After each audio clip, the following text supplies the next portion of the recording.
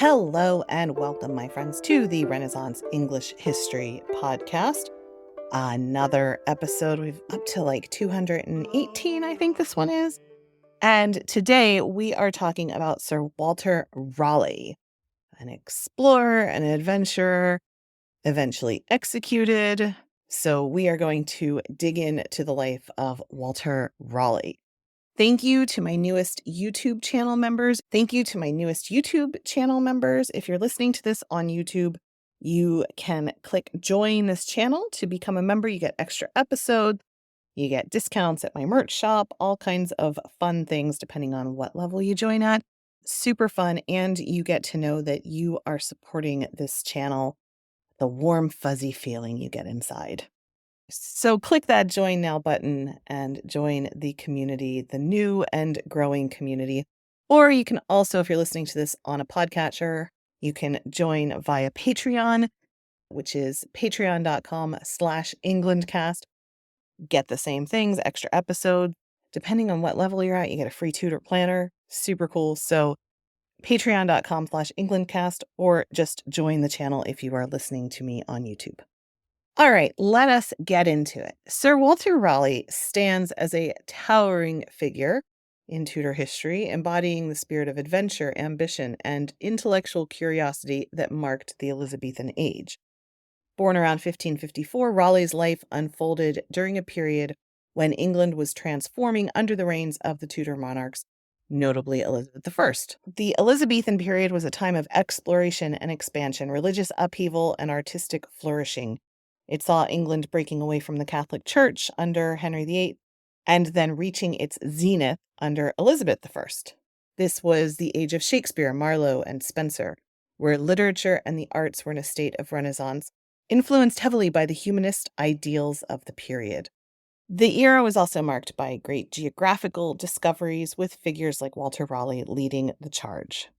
Raleigh's life and career encapsulates the essence of this period. A favorite of Queen Elizabeth I, he was a courtier, explorer, soldier, and poet. His influence was such that he significantly impacted the course of English and indeed world history. Raleigh's expeditions to the Americas and his attempts to establish colonies there were among the first for England, playing a crucial role in the early stages of the British Empire. His search for the mythical El Dorado and his establishment of the Roanoke Colony in what is now North Carolina are stories of ambition, mystery, and the unquenchable thirst for new horizons that defined his time. Raleigh was not just a man of action, but also letters. His poetry and his writings reflect the intellectual vibrancy of the Elizabethan age. He was a contemporary of some of the greatest minds of English literature. His work contributed to the canon of Renaissance literature. Raleigh's life, though, was also marked by political intrigue and eventual tragedy.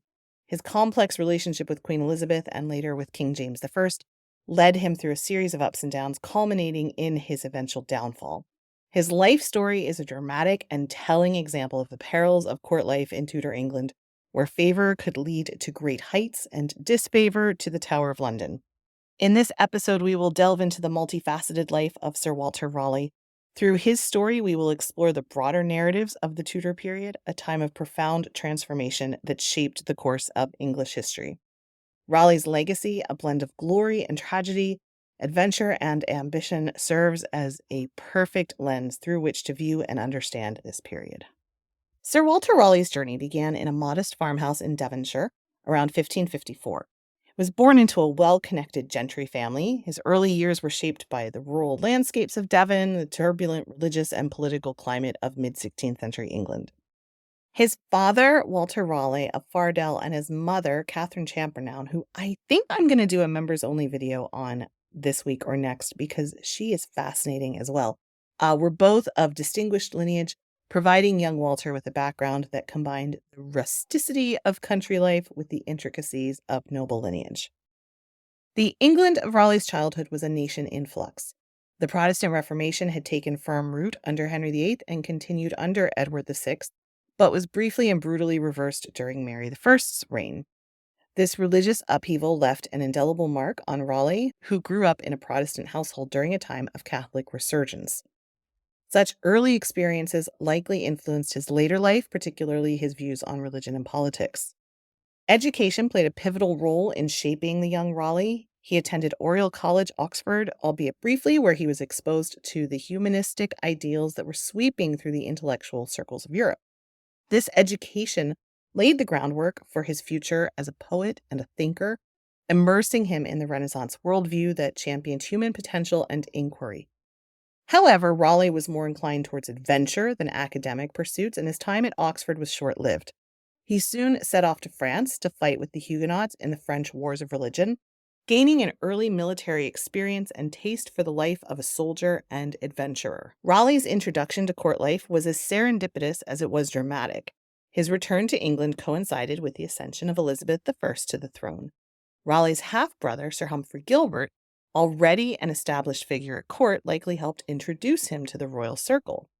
Raleigh's charisma, wit, and intelligence quickly caught the attention of the Queen.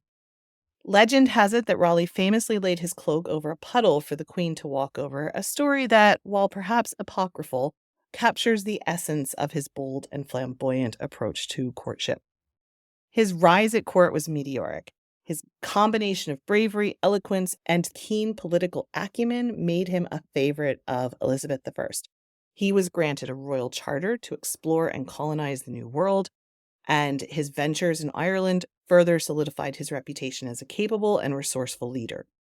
These early experiences at court set the stage for his later achievements and tribulations, as his fortunes became increasingly tied to the whims and fancies of the monarch. Raleigh's early life thus was a blend of education, military experience, and a strategic approach to navigating the complexities of the Elizabethan court, laying a foundation for his future endeavors and eventual legacy. So, like I said, his ascent within the Elizabethan court is a tale of charisma, ambition, and political savvy. His first notable interaction with the Queen is shrouded in romantic legend, where he supposedly captivated Elizabeth by gallantly placing his cloak over a puddle for her to walk over.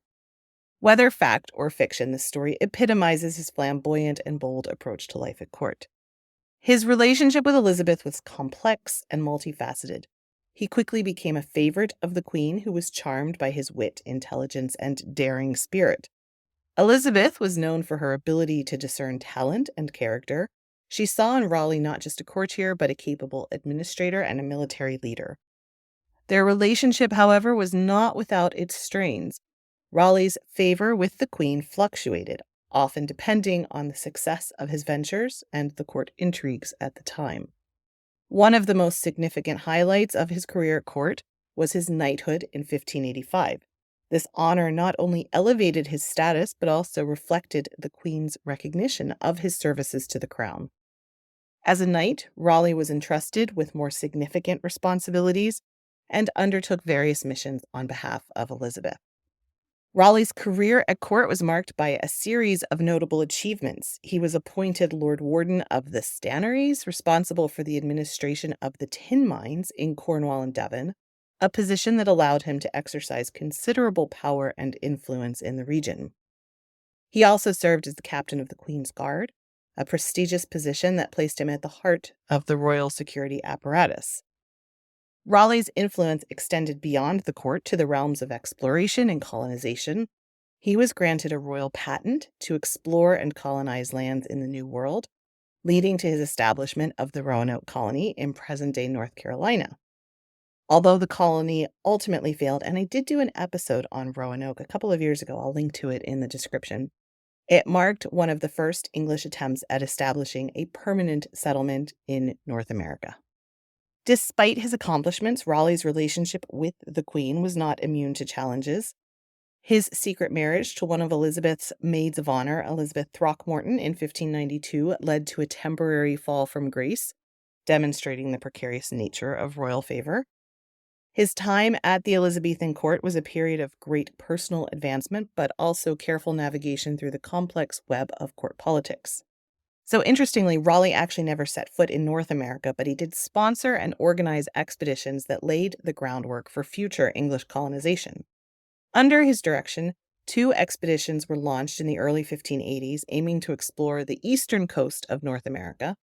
These voyages were part of England's broader strategy to challenge Spanish dominance in the New World and establish a foothold in the Americas. Raleigh's expeditions provided valuable information about the geography and the resources of the Atlantic coast, fueling England's colonial ambitions.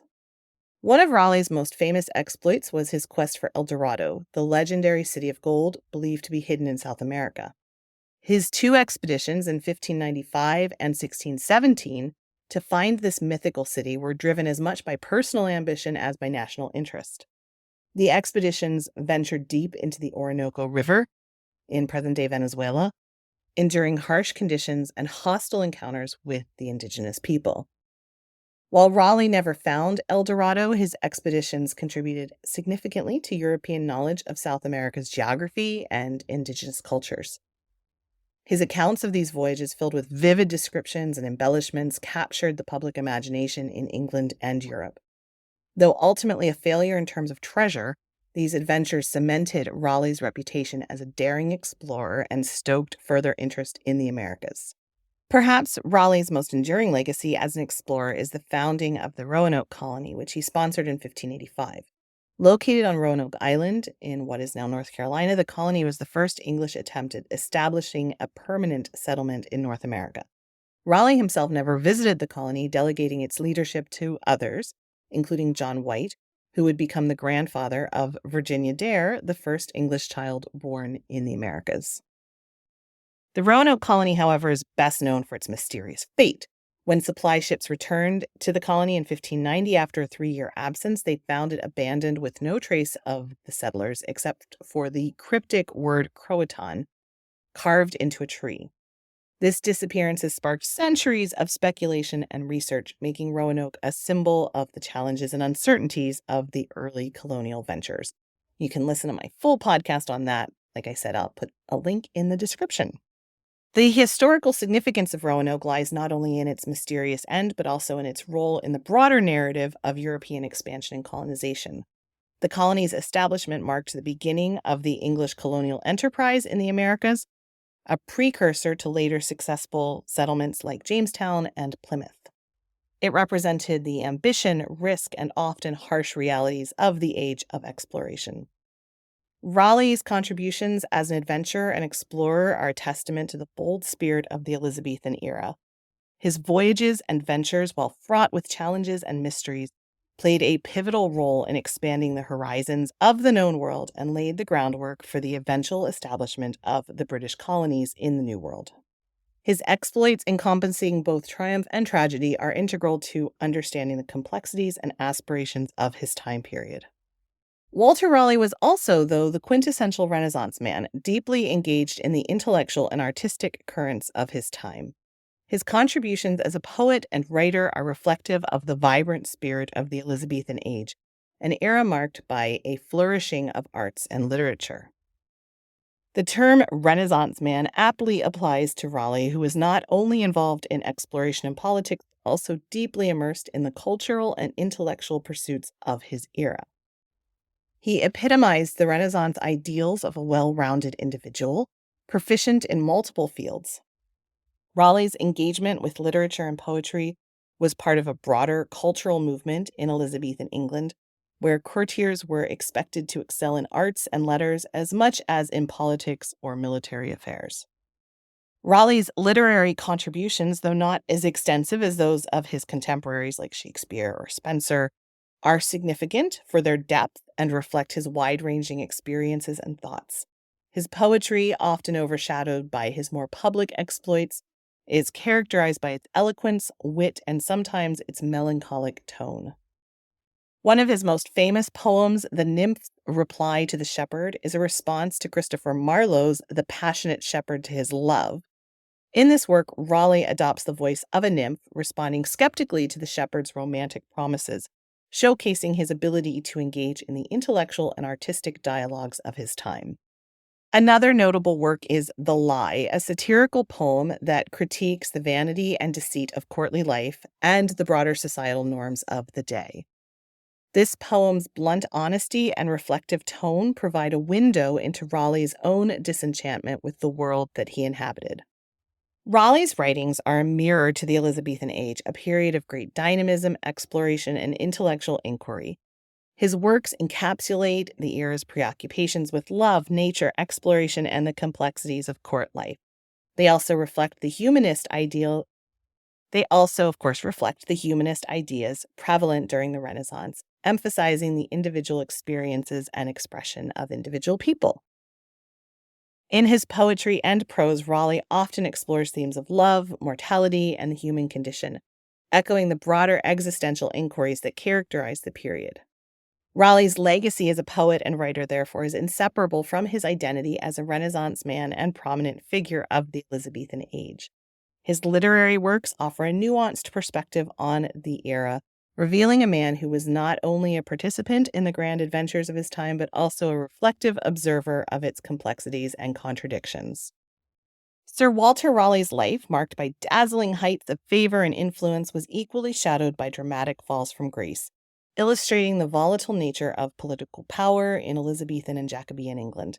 His downfall was a complex interplay of personal missteps, political intrigue, and the shifting tides of royal favor. His first significant fall from grace occurred in 1592 when Elizabeth discovered his secret marriage to one of her maids of honor, Elizabeth Throckmorton. This marriage, deemed a serious breach of court protocol, angered the queen, known for her strict control over her courtiers and ladies-in-waiting. Raleigh and his wife were both imprisoned in the Tower of London, though they were released a few months later. This incident marked a turning point in Raleigh's fortunes, and he never fully regained the queen's favor. After Elizabeth's death in 1603, Raleigh's position became even more precarious under James I. Raleigh, who had been a vocal skeptic of the king's ascension, quickly fell out of favor with the new monarch. His involvement in the Main Plot, a conspiracy to overthrow James I, provided the king with the pretext to move decisively against him.